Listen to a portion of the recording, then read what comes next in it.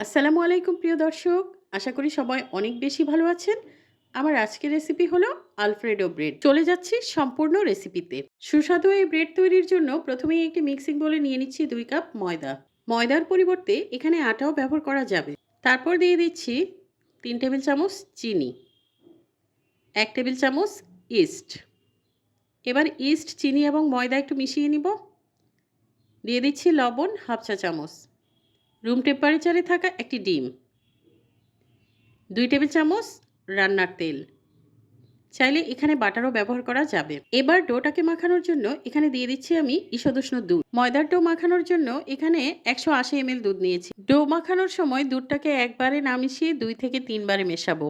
এতে করে ময়দার ডো খুব বেশি নরম হয়ে যাওয়ার চান্স থাকে না। আমি এখানে ২ থেকে ৩ বারে মিশিয়ে ময়দার ডো তৈরি করে নিচ্ছি। আর আরেকটা কথা, আপনারা অবশ্যই যখন এরকম ব্রেড বা বান তৈরি করবেন তখন ভালো ব্র্যান্ডের ইস্ট ব্যবহার করবেন। কারণ আপনার ইস্ট যদি ভালো না হয় তাহলে আপনার ডো পারফেক্ট হবে না। আর ডো যদি পারফেক্ট না হয় তাহলে আপনি ব্রেড, বান যেটাই তৈরি করেন কোনোটাই ভালো হবে না, ফুলে উঠবে না, বরঞ্চ আরও শক্ত হয়ে থাকবে।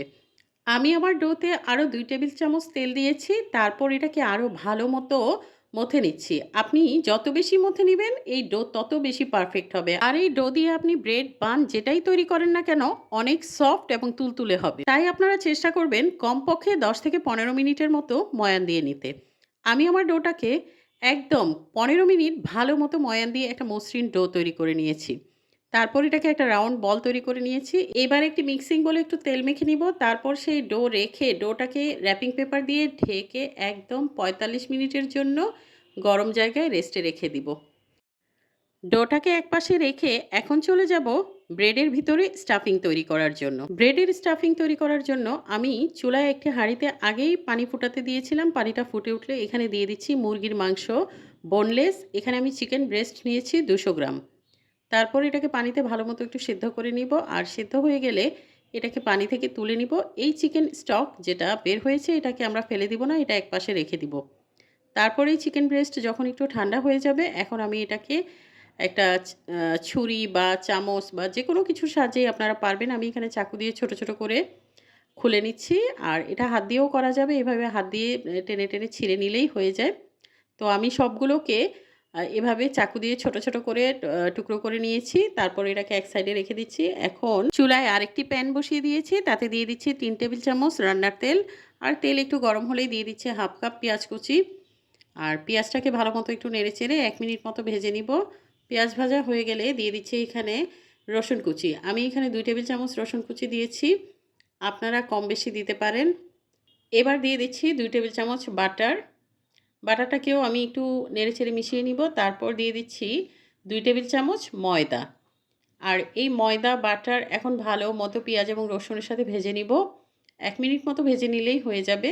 বাটারের সাথে ময়দা, পেঁয়াজ, রসুন ১ মিনিট মতো ভাজা হয়ে গেলে এখন দিয়ে দিব চিকেন স্টক। যেটা আমরা ওই যে চিকেন সিদ্ধ করে রেখেছিলাম সেই পানিটুকু। আমি এখানে ১ কাপ পানি দিয়েছি। ১ কাপ পানি আমি ২ বারে দিয়েছি। তারপর ভালোমতো নেড়েচেড়ে এখন এটাকে একটু ফুটিয়ে নিব। এবার দিয়ে দিচ্ছি সেই সেদ্ধ করে ঝিরিঝিরি করে কেটে রাখা চিকেন। চিকেনটাকেও আমি এখন নেড়েচেড়ে ভালোমতো একটু মিশিয়ে নিচ্ছি। মেশাতে, মেশাতে মিশ্রণটা যখন এরকম ঘন হয়ে আসবে এখন দিয়ে দিব 3/4 কাপ লিকুইড দুধ। দুধটাকেও আমি একটু নেড়েচেড়ে একটু মিশিয়ে নিব। এবার দিয়ে দিব লবণ ১/২ চা চামচ।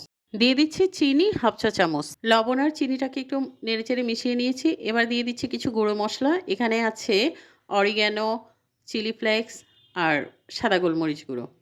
আপনারা চাইলে কালো গোলমরিচ গুঁড়াটাও ব্যবহার করতে পারেন। আমার হাতের কাছে ছিল না, আমি সাদাটা ব্যবহার করেছি। প্রতিটি ১/২ চা চামচ করেই দিয়েছি। এবার সবগুলো উপকরণ একসাথে মিশিয়ে ভালোমতো নাড়তে থাকবো। আর নাড়তে, নাড়তে এক পর্যায়ে এটা ঘন হয়ে আসবে। আর যখনই এই মিশ্রণটা এরকম ঘন হয়ে আসবে তারপর চুলা থেকে নামিয়ে একপাশে রেখে দিব। আর এটা ঠান্ডা হওয়ার পরে আরও বেশি ঘন হয়ে যাবে। এদিকে আমাদের ময়দার ডো রেডি হয়ে গেছে। ময়দার ডো ফুলে ডাবল হয়ে গেছে। র‍্যাপিং পেপার থেকে বের করে এটার মধ্যে যে এক্সট্রা এয়ার বাবল ক্রিয়েট হয়েছে এটাকে এখন পাঞ্চ করে এয়ার বাবলটা বের করে নিচ্ছি। তারপর এটাকে রুটি বেলার পিঁড়িতে নিয়ে নিব। তার আগে একটু ময়দা ডাস্ট করে নিচ্ছি। এবার ডোটাকে ময়দার উপর রেখে একটি বেলনি দিয়ে বেলে একটা বড় রুটি তৈরি করে নিব। আর রুটিটা কিন্তু গোল হবে না, এটা একটু লম্বাটে টাইপের রুটি হবে। আমি বেলনি দিয়ে বেলতে, বেলতে একটা বড় রুটি তৈরি করে নিয়েছি। রুটিটা মোটামুটি রেক্টেঙ্গেল শেপের হবে।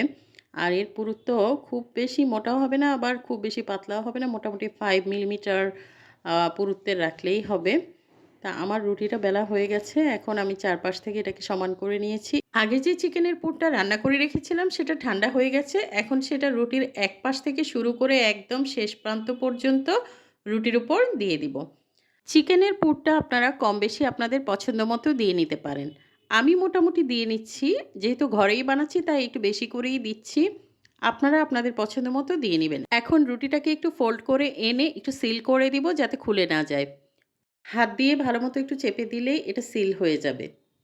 এবার রুটিটাকে আবার ফোল্ড করে আবার একটু টেনে এনে অন্য পাশে নিয়ে আবার একটু সিল করে দিব। আর এটার বাইরে যে বাড়তি অংশটা আছে সেটা একটা নাইফ বা কোনো কাটার দিয়ে কেটে বাদ দিয়ে দিতে হবে। আচ্ছা, আমি কেটে নিয়েছি। এখন আমি এই রুটির যে বাড়তি অংশটা আছে এটা হচ্ছে সিল করে দিচ্ছি যেন বেক হওয়ার সময় খুলে না যায়। প্রিয় দর্শক, আপনারা নিশ্চয়ই দেখে বুঝতে পেরেছেন আমি কিভাবে করেছি। এখন ব্রেড তৈরি করার জন্য আমি এটাকে একটা কাটার দিয়ে যতটুকু মাপের আমি ব্রেড তৈরি করব ঠিক ততটুকু মাপ মতো কেটে নিচ্ছি। আমি মোটামুটি ২ ইঞ্চি মাপ মতো কেটে নিচ্ছি। আপনারা ছোট বা বড় বিভিন্ন সাইজের করে কেটে নিতে পারেন। এটা আপনাদের পছন্দ। আমার সবগুলো ব্রেড কেটে নেওয়া হয়ে গেছে। এবার আমি একটি ছোট নাইফের সাহায্যে সবগুলো ব্রেডের উপরে দাগ টেনে দিচ্ছি। আজকের এই ব্রেডগুলো আমি ওভেনে বেক করব আর এজন্য এগুলোকে ওভেনের ট্রেতে নিয়ে নিচ্ছি। আপনারা চাইলে এই ব্রেডগুলোকে চুলায়ও বেক করতে পারেন। সেক্ষেত্রে চুলায় ১০ মিনিট আগেই একটি হাঁড়ি প্রিহিট করে নিতে হবে। তারপর হাঁড়িতে একটা স্ট্যান্ড দিয়ে স্ট্যান্ডের উপর বেকিং ট্রেটা বসিয়ে ২৫ থেকে ৩০ মিনিটের জন্য বেক করে নিলেই হয়ে যাবে। সবগুলো ব্রেড আমি বেকিং ট্রেতে নিয়ে নিয়েছি। এখন এগুলোর উপর একটা ডিমের কুসুম ব্রাশ করে নিব। ডিমের কুসুম আমি আগেই একটা বাটিতে ফেটিয়ে নিয়েছিলাম।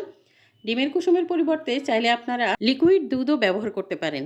এবার ব্রেডের উপরে দিয়ে দিচ্ছি কিছু মোজারেলা চিজ। এগুলো আমি আগে থেকেই গ্রেট করে রেখেছিলাম। এটা অপশনাল। এটা আপনাদের হাতের কাছে যদি না থাকে তাহলে স্কিপ করতে পারেন। ব্রেডগুলোকে আমি ১৭০ ডিগ্রি সেলসিয়াস তাপমাত্রায় একটি প্রিহিটেড ওভেনে বেক করে নিয়েছি। আর আমার এই ব্রেডগুলো বেক হতে ২৫ মিনিট সময় লেগেছে।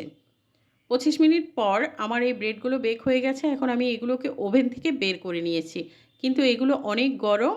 গরম অবস্থায় এগুলো তুলে নেওয়া যাবে না। একটু ঠান্ডা হয়ে গেলে তারপর এগুলো এমনি, এমনি উঠে আসবে। মাশাআল্লাহ, দেখেন ব্রেডগুলো কতটা সুন্দর আর কতটা লোভনীয় হয়েছে দেখতে। আপনারাও চাইলে কিন্তু খুব সহজেই ঘরে স্বাস্থ্যসম্মত উপায়ে এভাবে ব্রেড তৈরি করে নিতে পারেন। আমি বেকিং ট্রে থেকে সবগুলো ব্রেড প্লেটে তুলে নিয়েছি। এখন পরিবেশনের পালা। আমার আজকের এই আলফ্রেডো চিকেন ব্রেড কতটা লোভনীয় হয়েছে আর কতটা ইয়াম্মি হয়েছে এটা তো আপনারা দেখেই বুঝতে পারছেন। আর এটার রংটাও অনেক সুন্দর হয়েছে। প্রিয় দর্শক, আমরা বিভিন্ন সময়ে বাইরে থেকে বা ফাস্টফুড শপ থেকে এই ধরনের ব্রেডগুলো কিনে এনে খেয়ে থাকি। এটা একদমই স্বাস্থ্যসম্মত না। আর আমরা চাইলে কিন্তু খুব সহজেই বাসায় এভাবে স্বাস্থ্যসম্মত উপায়ে এ ধরনের ব্রেডগুলো তৈরি করতে পারি।